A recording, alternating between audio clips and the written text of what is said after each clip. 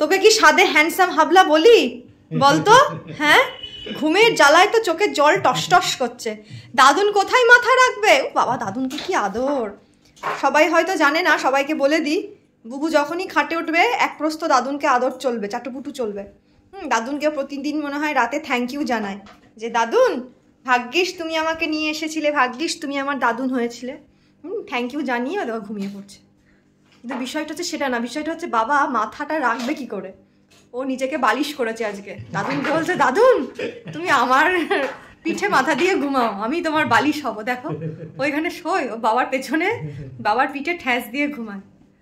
আজ কেমন শুয়েছে দেখো। A handsome Habla, a handsome Habla, এই দাদুন কোথায় শোবে? দাদুন কোথায় শোবে? সরে যা মা। ক্যাবলা তো ক্যাবলাই, এটা আমার হ্যান্ডসাম হাবলা।